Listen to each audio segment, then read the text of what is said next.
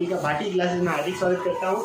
तो आज की वीडियो की शुरुआत एक मोटिवेशनल कोट से करना चाहूँगा कि ज़िंदगी जीना आसान नहीं होता, ज़िंदगी जीना आसान नहीं होता, बिना संघर्ष के कोई महान नहीं होता, बिना संघर्ष के कोई महान नहीं होता, जब तक ना लगे हथौड़े की चोट, यानी जब तक ना लगे हथौड़े की चोट, बिना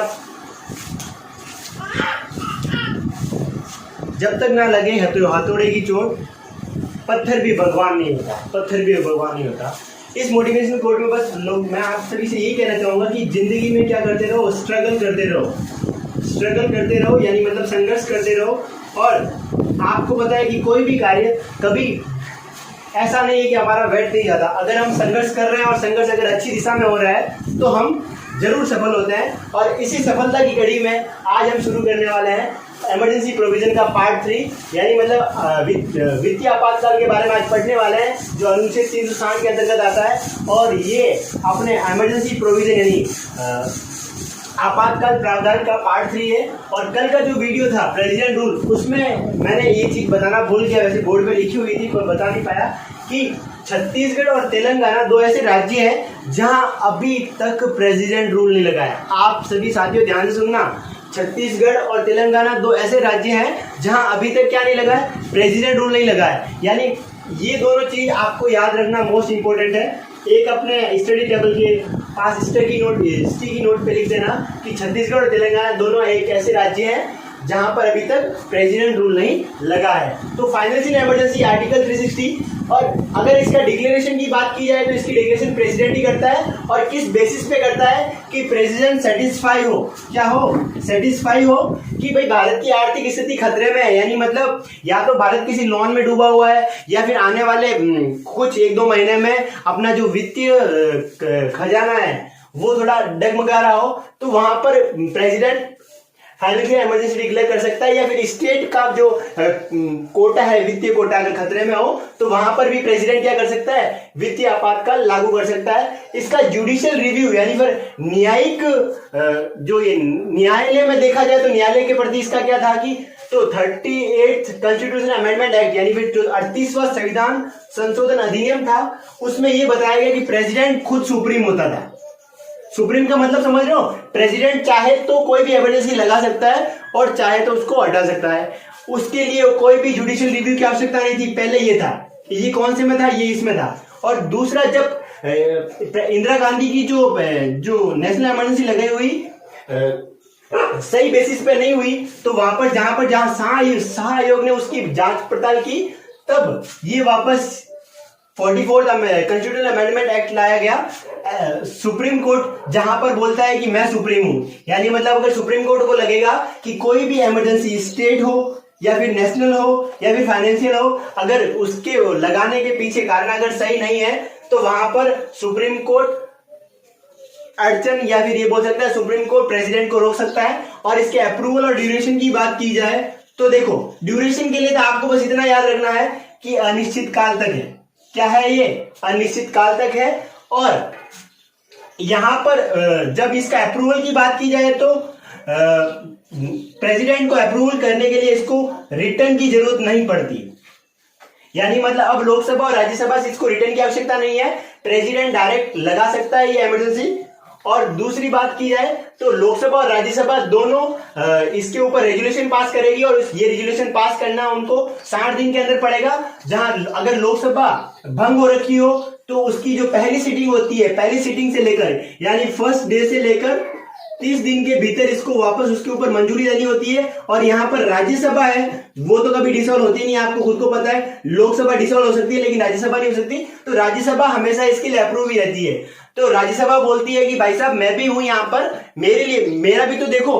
तो यहाँ पर राज्यसभा का इतना ही रोल है कि राज्यसभा हर एक चीज को मतलब यहाँ वो अप्रूवल देती रहेगी। और एक बात और बता दूं, जैसे अपन स्टेट इमरजेंसी और नेशनल इमरजेंसी में देखा था, इसको रिपीटेड अप्रूवल की आवश्यकता होती है, लेकिन फाइनेंशियल इमरजेंसी में ऐसी कोई आवश्यकता की बात नहीं है, यानी मतलब कोई रिपीटेड अप्रूवल का रिक्वायरमेंट नहीं है। और सैलरी की बात की जाए, देखो आज एक मैंने तथ्य ये बताया जो मोस्ट इंपोर्टेंट था, दूसरा इन दोनों को आपको ध्यान में रखना आवश्यक है, और तीसरा जो मैं अभी बताने जा रहा हूं कि ये है कि सुप्रीम कोर्ट और हाई कोर्ट कि जो जजेस है और जो चीफ जस्टिस है उनका सैलरी अगर किसी कारणवश बंद होना है तो ये फाइनेंशियल इमरजेंसी में होगा। यानी फाइनेंशियल इमरजेंसी लगेगी तो प्रेसिडेंट सुप्रीम कोर्ट और हाई कोर्ट के जजेस की भी पेमेंट काटेगा, उसके साथ साथ मतलब काटेगा क्या, रोक सकता है। उसके साथ साथ जो ए ग्रेड से लेकर डी ग्रेड तक के ऑफिसर है, ए ग्रेड से लेकर डी ग्रेड तक के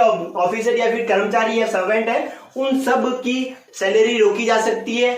और उसके साथ ये सब, और आपको ये याद रखना, तीसरा तथ्य ये कि इंडिया में इसको क्या कहा जाता है, फाइनेंशियल इमरजेंसी, लेकिन वहीं अमेरिका में इसको कहा जाता है नेशनल रिकवरी एक्ट।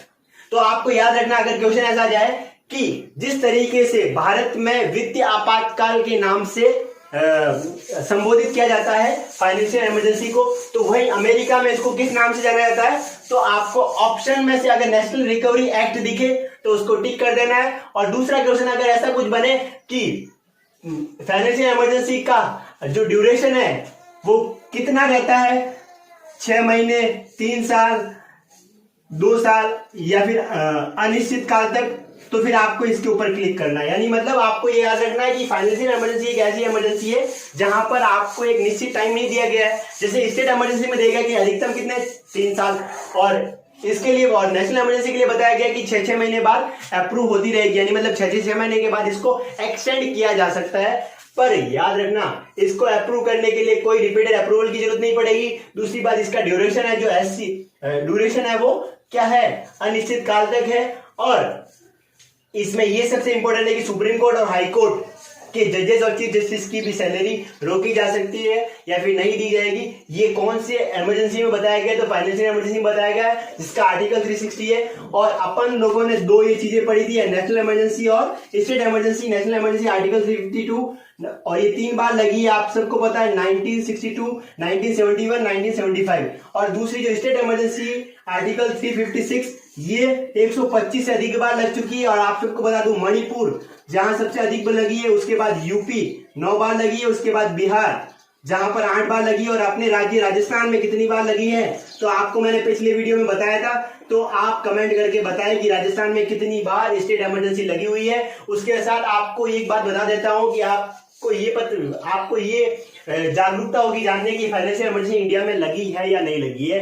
तो आपको बता दूं कि फाइनेंशियल इमरजेंसी अभी तक इंडिया में नहीं लगी है।